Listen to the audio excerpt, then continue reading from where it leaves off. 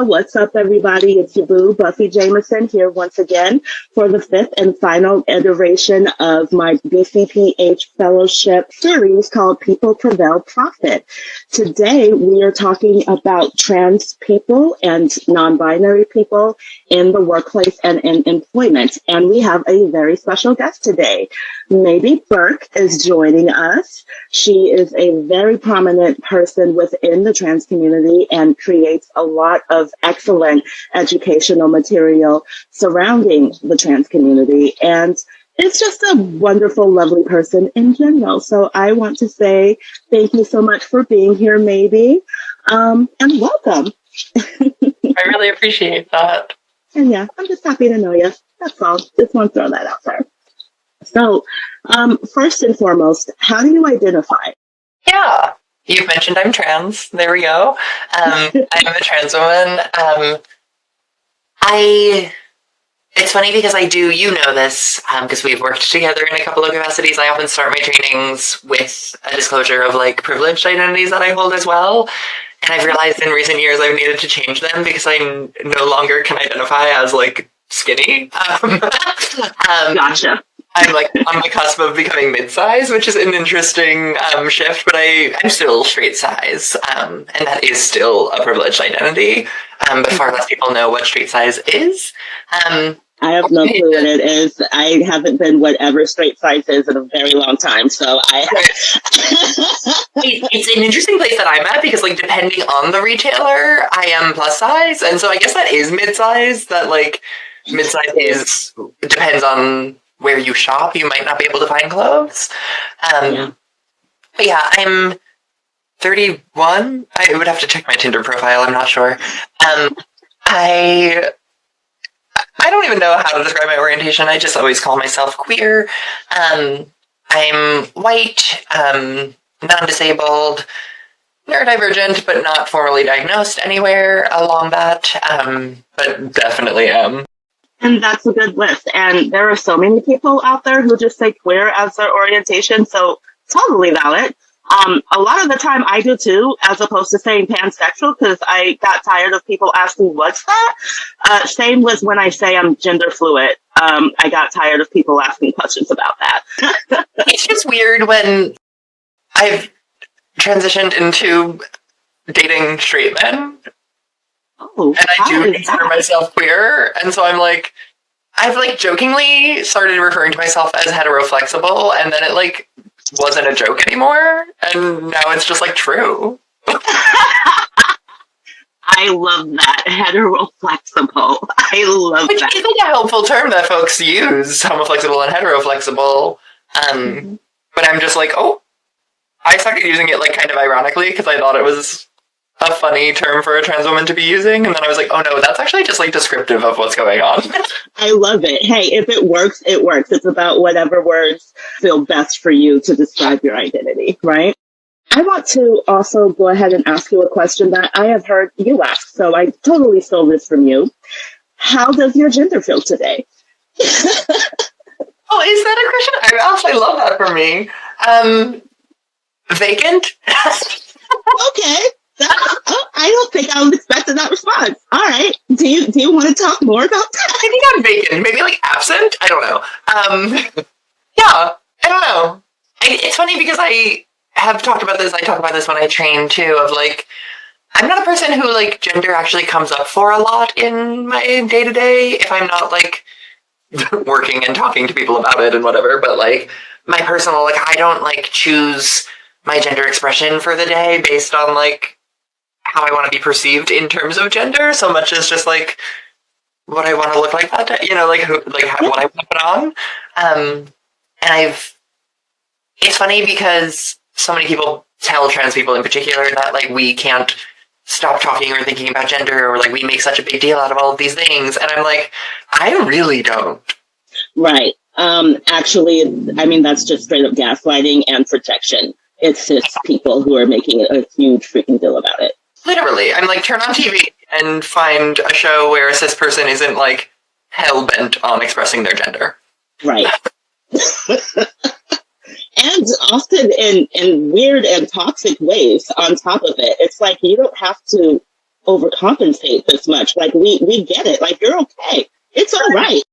So what would you say your journey to accepting your gender and accepting transness and celebrating transness has been like? I will say accepting and celebrating are different timelines, for sure. Like, I first told my boyfriend in college that I was a girl, and he was like, no. And I was like, oh, okay, you're probably right. And I sat on it for a year. Your face. Because, like, I was like, well, if rom-coms have taught me anything, it's that you know me better than I know myself, so you must be right. God, I hate rom-coms for that reason and for so many other reasons. Please continue. I love rom-coms, which explains a lot about me as a person. But that's fair. And so it wasn't until, like, maybe a year or two later that I was taking a class where I actually learned about the gender binary and the fact that it's not the only way to think about gender. And I, like, read Judith Butler and all of those things. And that immediately helped, like, the claiming and acknowledgement that I am trans and that it's not one thing or the other and all of that conversation. And also, my transition has been pretty slow and gradual through, like, couple of different identities, and I've, like, shifted significantly over the past, I mean, that was, like, 15 years ago now I'm talking, like, when I first told my boyfriend. So, yeah, like, it's been, actually, literally, so I'm just at the point now that I've known that I'm queer longer than I thought that I wasn't.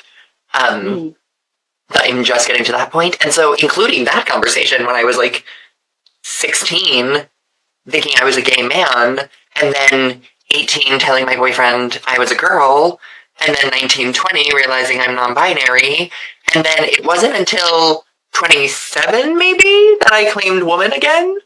And so that's the gradual, like, that's the slow kind of claiming and reframing and using different terms and trying on different identities, even though I pretty much feel like my experience of gender has been pretty stagnant. Just the words that I've used have changed over time. But I feel like I've been just chilling over here for most of it, and I've adjusted based on what I need people to know or what I want people to perceive when they think of me.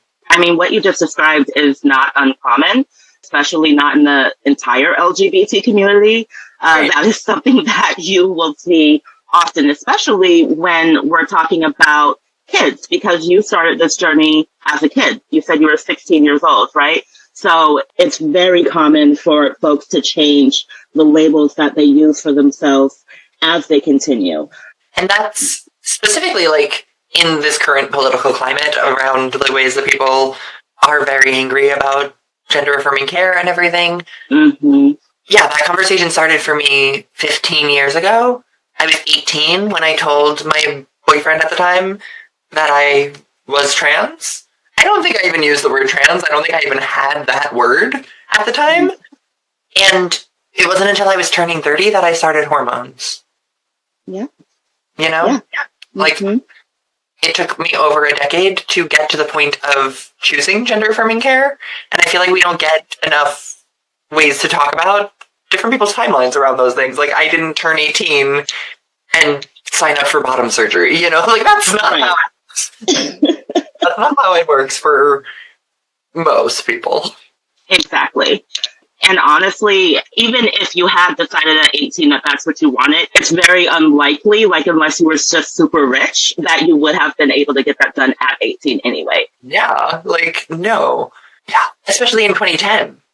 Yes. Yeah, right? And so, I mean, politics and the way that the world thinks about any given marginalized community can dramatically shift the trajectory of that person, regardless of what their identity is. So if we're talking specifically about trans identity, you will see this delay with some folks when it comes to even just understanding that they're trans, because of the way that things are, right? So over the past, I don't know, like during the Obama years, I would say things were a little bit better in terms of people starting to learn.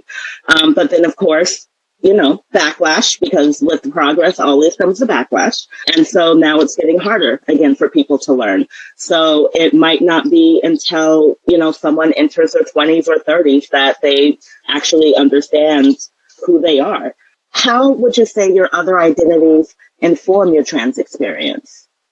I'll definitely say, like, my whiteness protects me in a lot of ways. I think before anything, I'm a white person in this country, and that really informs a lot of the ways that I behave, a lot of access that I have to certain things, how seriously I'm taken in conversations as a trans person even, and all of those pieces and things. It's an interesting conversation of, like, my age also is in conversation with my transness, because, like, the age that you are when you discover that you're trans, how long I've known that I'm trans, that all informs a lot about our relationships to our transness, because the conversation about transness is so rapidly changing and growing that, like, yeah, back in 2010, I didn't have me on TikTok to look at, like, I didn't have, like, a lot of representation, and so it took me a while to actually pinpoint, like, oh, that's what I am, because there weren't examples of it, and I think age does play a large role in queerness in general, of, like, when you were raised, when you finally realized certain things, and all of that. Age and race in particular go really hand in hand, and then, I mean, orientation and gender always go hand in hand, because the ways we have conversations about who we might be attracted to is based in gender. So, like, those two are often linked. Yes. Also, what you had to say just now about age, and specifically about generation, is what I heard you saying. That definitely has a huge impact on all of our identities. We don't talk about it as often as I think we need to talk about it. We talk about it more so, I think, in the LGBT community, but it tends to be in terms of a deficit, right? Because we have to remember that history. We have to remember the 80s. We have to remember the AIDS pandemic, which is still happening, by the way. We just like to pretend like it's not. And, we lost a lot of our LGBT elders during that time. And so it's, I think it's more so talked about in terms of that, but not in terms of what we can do as people who are here now for the next generation and for those who are coming up under us. Would you say there have been any setbacks for you in terms of your experience? Yeah, I mean, the fun thing of being a marginalized person, the fun thing about discrimination is that it's rare that you can actually pinpoint and prove it. So, like, I have strong feelings that it has impacted me personally and professionally in a lot of ways. But I can't tell you I didn't get that promotion because I was trans. I can't definitely say that I would be working in a different field, or, I can't definitely say those things. I can't definitely tell you that I'm not booking more TV shows because I'm trans, but I believe it. I think it's true. Especially as an actor, especially as a musical theater performer, it's, like, really blatant. I have been in an audition and I sang my little song in my little key, and then casting was like, "What's your highest belt?" And I was like, "I don't sound like a cis woman. That's just not attainable." Right. Also, like, Google me. Like, you could have seen that before I walked in the room. So, yeah, like, I can't say that I don't book those things because I'm trans, necessarily, because I might also just not be right for the project. But also, most of what I have booked were specifically looking for... Every TV show I've booked was specifically looking for somebody queer. With the exception of one, but I do see that, like, being queer was, like, a positive for them.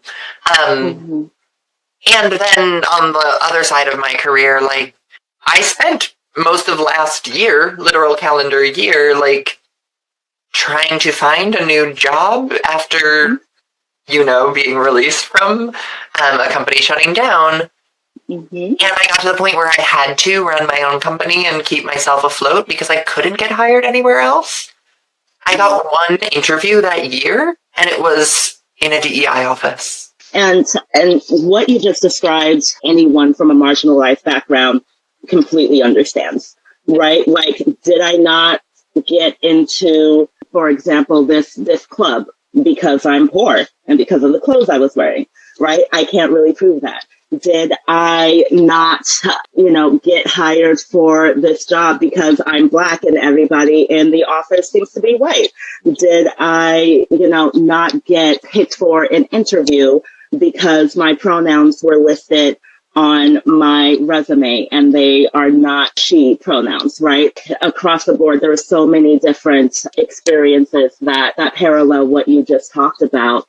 Additionally, so just as a bit of background for the listeners, Maybe and I both worked at the same organization and were both in the same situation last year. I actually ended up applying to over 100 jobs. I think a couple of them I got to like the end, right, where it was between me and another candidate. Something that would happen each time, though, regardless of how well the interview went, there are always times when people start picking at things, right? So it's like, well, this has to be too good to be true. This person could not possibly have all of these skills, right? So then they start asking questions that would fall outside of the scope of the job that I'm looking at, right? Like, do you have this experience though? And I'm like, why are you asking me if I have experience in your job? Is that what you're hoping for when I get there? Like, I'll take on your tasks? I don't get it, right? But I think there are so many people who have that experience, and specifically with trans people, while you cannot necessarily prove it, if we look at the trans community as a whole, that is the proof right there. The fact that there are so many trans folks who are unemployed or underemployed, I mean, right there, that gives us proof of the discrimination that tends to happen. Yeah. And that's actually something that I noticed in the last year. I also applied to probably that many jobs. I actually took a suggestion from Black communities where I changed my name on my resume because of the studies that have been done and the people who have talked about, like, quote, Black sounding names not getting interviewed and things. And I was like, oh, my name is Maybe. I'm probably getting flagged out of like AI filters and whatever. And so I went with just May, and then got an interview. And I was like, that's like... Yes, which is a whole other conversation. Right. AI filters and how discriminatory they are, and how the majority of the people who do the work tend to be white and tend to be men, which is always going to translate into bias if that's the case, like always. I remember even just a few years back when Native folks were in an uproar over Facebook because they could not access their accounts because Facebook decided that their names were fake. Just what? And, it was something that was happening to the trans community as well. So what you just talked about is definitely something that I think many people have experiences with.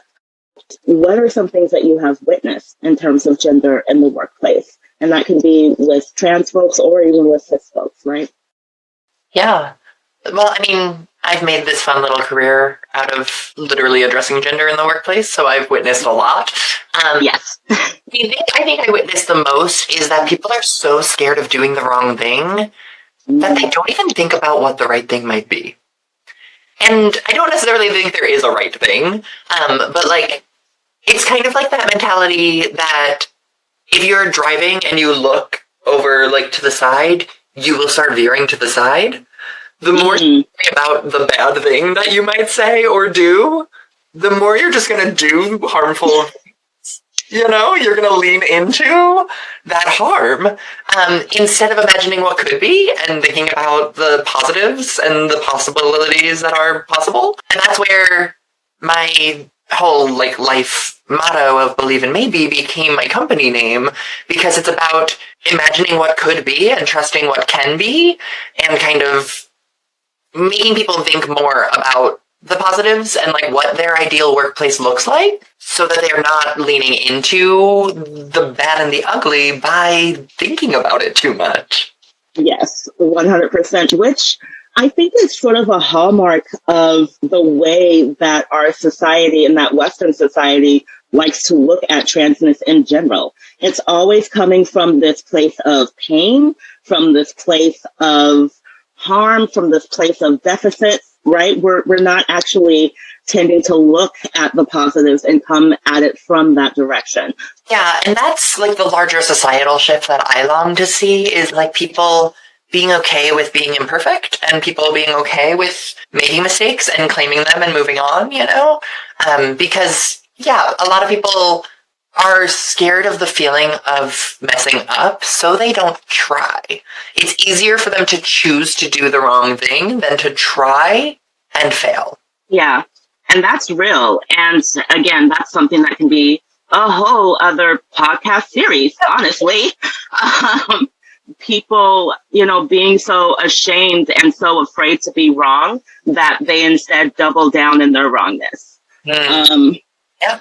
Specifically when it comes to trans people, I mean, there's this idea out there that trans and non-binary people were just going to scream at people and get so upset and run into the bathroom and cry if you know, get our pronouns incorrect. I feel like that has become a running stereotype now at this point, you know, the angry trans person.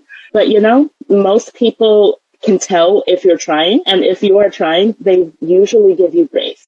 How would you say these experiences affected you, not just in the workplace, but in your personal life? I mean, I've had to build a career where I'm not working for other people because partially I couldn't get hired by them, you know? Also, I used to work a lot of like customer service and a lot of like events and things, and the political climate has gotten to a point where I don't want to be in those positions. At this point, my social media is also work and marketing for my work. I do ads with brands and get paid on social media sometimes. Like, everything has kind of turned into work, and that's kind of just the side of I do so many different things for work and professionally. I'm a multi-hyphenated artist, like I'm an educator as well. I do a lot of different things, and that is the way that I'm able to continue doing all of those things. But it has turned it into kind of, I mean, not necessarily like I never turn it off, because I do. I'm not like one of those influencers who is like filming every meal and, you know, that kind of, like when I go outside, I kind of forget to be filming and documenting my days and my lives. Which is why I'm not as popular on social media as I probably could be. But it is a thing that, like, if I'm getting ready for, like, a nice event, like, I already was earlier today thinking about, like, my brother's wedding and, like, content I can shoot. He doesn't even have a date for it yet, and I'm already thinking about, like, turning a personal event into that. My personal and professional, like, blur is, like, very, very blurred. Which is something, again, that happens to a lot of people who are in positions like ours, unfortunately. A lot of marginalized folks, you know, their personal lives get smaller and smaller because in order to survive capitalism, we have to make money, right? And so in your situation, it is about turning any and every skill that you have that could have just been for you and for your leisure into something that you can monetize. For other folks, it might be that they're working 2, 3, 4 jobs, and that's why they don't have a personal life, right? Or, you know. Which I used to do. That was definitely me before the pandemic hit. Mm-hmm. Because it's about survival, which is sad, and which is the whole reason why I did this this series, because I want to highlight that. Just because things have always been a certain way, it doesn't mean that they have to stay that way. In fact, they should not. We need to lean into change. Are there practices and policies in the workplace that might make this problem worse for folks? I mean, definitely. An interesting thing that I've been noticing is there's so many, like, ways it's always been, you know, that don't make sense for our world anymore, you know? Like, right. There's people operating with, like, policies and things that, like, work from home has changed, whether or not those policies need to be in place. Like, all of these weird kind of arbitrary, if not, like, archaic rules in place or like expectations to like show up at meetings even though you don't have to be at that meeting, like especially when you're not in an office, is kind of so outdated in my opinion, and like really changes the ways in general those things come up for folks. But also I know a lot of trans and non-binary folks in particular look for remote jobs and things so that they don't have to worry about an office dress code and like how they're going to be perceived by their peers and like all of those pieces. So having to go to like a mandatory all-team meeting where you like have to have your camera on and blah, blah, blah, and like all of these things is like kind of defeats the point of looking for a remote job, you know? Yes. Really, the like lack of trust that employers have for their people and like needing to like prove, whether it's like people who like move their mouse because their company tracks how active they are on Teams and things like that, even though they're not like currently working on something. Wow. I mean, talk about micromanaging. That is, wow. Huh. Going back to what you were saying, I'm curious about how that translates to performing arts. What does that look like there? One in particular that isn't necessarily about gender, but is just about like safety in general, is like people have really cut back on masking and awareness of the COVID-19 pandemic. And that makes it really hard, especially in a field where like we're on top of each other, you know? Like I'm preparing to do a contract at the end of the year where I have to kiss somebody. And I'm like, if he's not taking care of himself and I have to kiss him 8 times, probably more than 8, like multiple times a show, then I'm like 8 times a week. If he's not taking all the precautions that I'm taking, my precautions are kind of out the window. But I think definitely around gender, I see this all the time. I know chorus calls, like calls for the ensemble and like dance calls for shows will have 2 calls, one for men and one for women. And it's like, what are we doing? Like, what are we doing there? And that's the conversation of casting. I have been lucky to work with some casting directors and like talk with them about these conversations better. But like, there was a show recently within like the last 5 years that I went in for that there was a track in the ensemble that was designated specifically. They were like, this is going to be a trans feminine person. And I was like, okay, I see you like carving out space for that, but I want to audition for this role. Right. And I was like, you've decided this one has to be trans, so you're calling me in for this role, but I would be good at that role and you won't see me for it. And that comes up a lot, that like there's like a trans character or like whatever that may be. And then you don't consider me for where my strong suits actually lie, like where my talent actually might be. The entertainment industry has always seen tokenism as the way to solve the problem of discrimination. Always. And obviously, this is a problem in other industries as well. But specifically in entertainment, it's interesting because you're putting out a product that millions of people, hopefully, or at least hundreds of people will have eyes on. And so because of that, you have so many people out there who give this industry all of this feedback. And yet, this still seems to be the way that people handle things. Yeah, I think it's easiest to pinpoint in entertainment, definitely. But you're right, it happens everywhere. But it always comes down to money, right? And it always comes down to people not believing that trans people or insert marginalized group here are going to be profitable enough. And so it's rare that I get to play a romantic lead, right? It's rare that I get to be part of a story that's not trying to be like edgy or trying to talk about this specific issue for like an episode or whatever it may be. And that's where it definitely, just like what people are looking for or hoping to do, really impacts my ability to work, to get hired. Yeah, 100%. And I also just want to point out for anybody in the entertainment industry who is listening to this, maybe does have a lot of trainings that she gives over this topic. And just a little bit of advice. It's really not necessary to separate people into genders when you're doing casting calls, like if it's about like what people are going to wear, because that's what I imagine that has to do with, unless you're making assumptions about, you know, people's flexibility in terms of their dancing, or you're making assumptions about what their voices are going to sound like.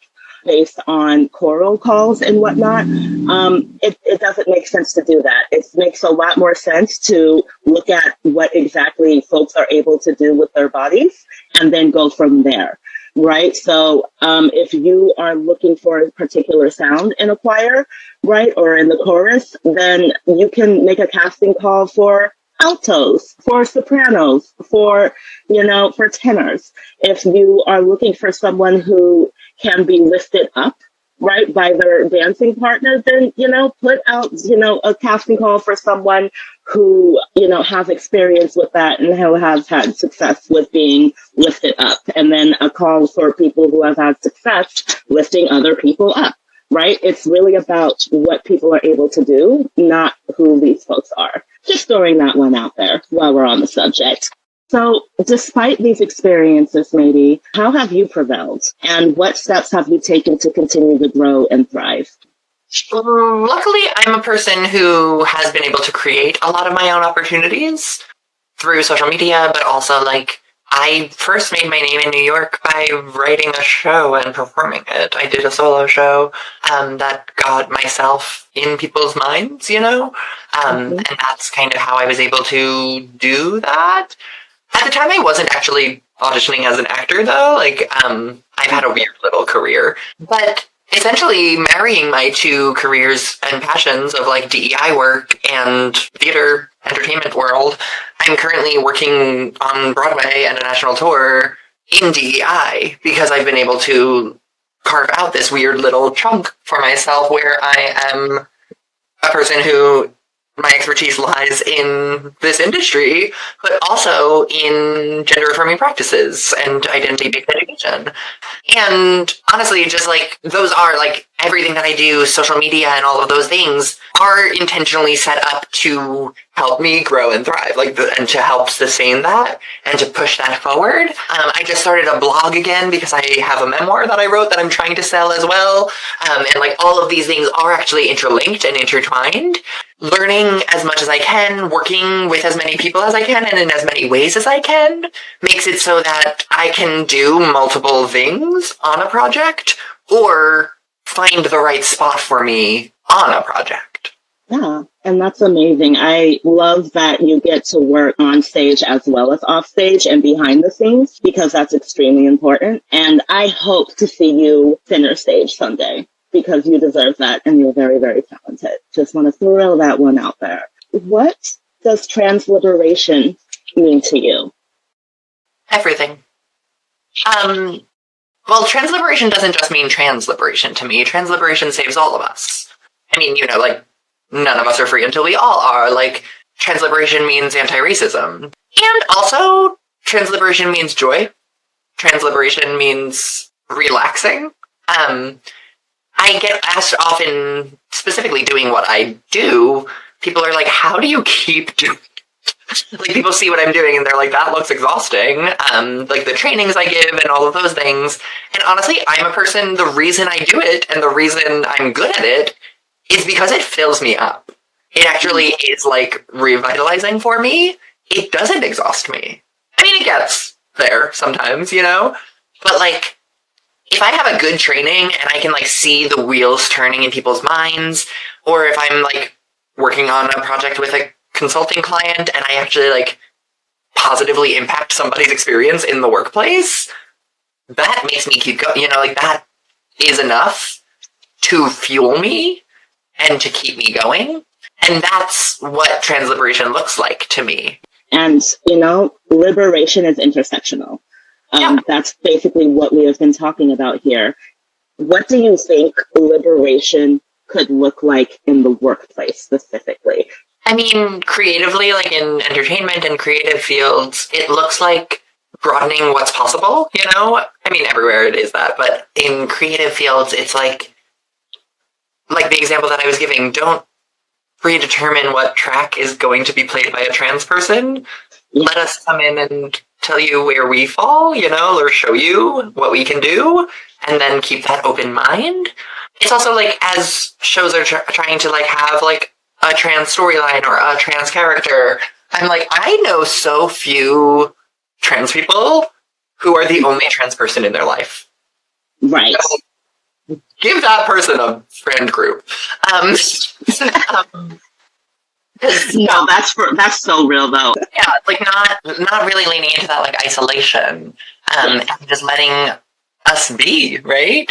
And in other professional settings, in like other industries and other fields, it's a similar thing. It's like I often offer like 4 questions for people to ask themselves when they see or they make a mention of gender, and it's just about kind of unlearning and like kind of taking the veil off of the ways that we've been like taught and forced to think. And it's really just as simple as like asking yourself, is it necessary? Like Dove soap. Is it inclusive? Like, is it just 2 options we're talking about? Who is it helping? Which is usually capitalism. And who might it be hurting? Which is usually non-binary people in specific, but I actually think that all of us are harmed by the gender binary being so rigidly enforced. Yes. And so that's like the way that this can show up in larger conversations of like going through policies, going through like your day-to-day in the workplace, and just putting that little filter of those 4 questions over things, and then potentially restructuring some things, making some new decisions, hiring me to come have a conversation, whatever that might look like. What can workplaces and employers do to support their trans employees?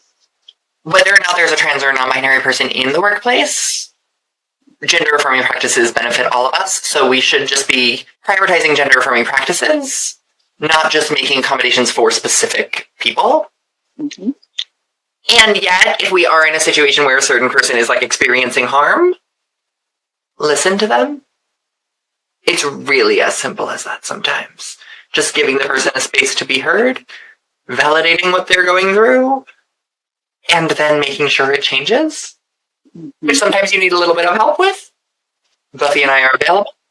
Yes, we are. What advice do you have for trans folks, and that's in general?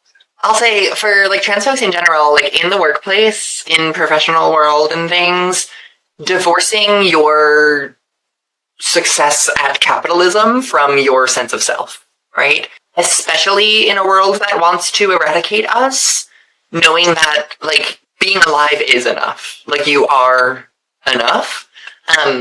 It's funny, there's a social media post I made years ago that I kind of need to make again.